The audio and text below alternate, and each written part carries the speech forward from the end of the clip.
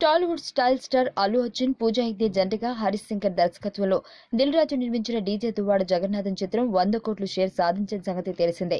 మొదటి రోజు నన్నేబీలో average talk తెచ్చుకున్న డీజే మూవీ 100 కోట్లు కొల్లగొట్టడంతో టాలీవుడ్ ఇండస్ట్రీలో సరికొత్త చరిత్ర సృష్టించింది.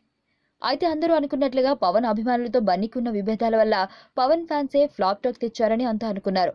అయితే డీజే ఫ్లాప్ టాక్ రావడం వెనుక ఎవరు ఊహించని విధంగా చాలా మంది పచ్చ షాడోలు వెనుక ఉన్నారని సోషల్ మీడియాలో ఓ వార్త ఇప్పుడు తెగ హల్చల్ చేస్తుంది. అసలు విషయం ఏంటంటే డీజే కథలు దర్శకుడు ఏపీలో టీడీపీ అధికారంలోకి వచ్చాక విజయవాడ కేంద్రంగా ఆ మధ్య అగ్రిగోల్డ్ కంపెనీ చేసిన మోసాన్ని దర్శకుడు పాయింట్ గా ఎన్నుకుని కథను రాసుకున్నాడు. ఏపీలో జరిగిన అగ్రిగోల్డ్ కుంభకోణం వల్ల ఎంతమంది రోడ్డున పడ్డారో, ఎంతమంది ప్రాణాలు కోల్పోయారో అందరికీ తెలిసిందే. ఎంతో మంది జీవితాలు నాశనం చేసిన అగ్రిగోల్డ్ స్కామ్ మొత్తం 9,000 కోట్ల రూపాయలు అని, దీని వెనుక అధికార పార్టీ అయిన తెలుగుదేశం పార్టీకి చెందిన బడా నేతలతో పాటు ముఖ్యమంత్రి, టీడీపీ జాతీయ అధ్యక్షుడు అయిన నారా చంద్రబాబు నాయుడు తనయుడు నారా లోకేష్ నాయుడు హస్తం ఉంది అని కూడా అప్పట్లో ప్రతిపక్ష పార్టీ అయిన వైసీపీ ఆరోపించింది. ఈ నేపథ్యంలో తాజాగా విడుదలైన డీజే సినిమాలో కొంచెం పేరు మార్చి అగ్రి డైమండ్ కుంభకోణం చూపించడం జరిగింది.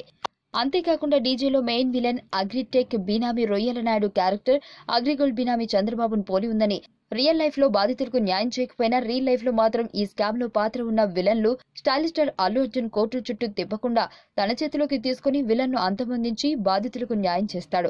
దీంతో ఈ కథ మొత్తం టీడీపీ చేసిన అగ్రిగోల్డ్ కుంభకోణందే అవడంతో చంద్రబాబు తన ఆస్థాన మీడియా ఛానల్స్ ద్వారా తమ పార్టీకి చెందిన ప్రముఖ హీరో అభిమానుల ద్వారా సినిమా ఫ్లాప్ అని, డిజాస్టర్ అని నెగిటివ్ పబ్లిసిటీ చేయించాడని టాక్ బలంగా వినిపిస్తుంది. అయినా కూడా కథలో దమ్ము ఉండడంతో వాళ్ళ ఆరోపణలను, ప్రచారాన్ని తిప్పికొడుతూ 100 కోట్ల క్లబ్ లో చేరిందని బన్నీ ఫ్యాన్స్ తమ ఆనందాన్ని వ్యక్తం చేస్తున్నారని వార్తలు సోషల్ మీడియాలో తెగ హల్చల్ చేస్తున్నాయి. ఆరోగ్యవంతమైన జీవితం కోసం మనం పాటించాలి కొన్ని నియమాలని. చిన్ని చిట్కాలతో చింతలేని జీవితాన్ని ఎలా గడపాలి అనే దానికి వీక్షిస్తూనే ఉండండి మన ఆరోగ్యం యూట్యూబ్ ఛానల్. మరిన్ని ఆరోగ్య సూత్రాలకు సబ్స్క్రైబ్ చేసుకోండి.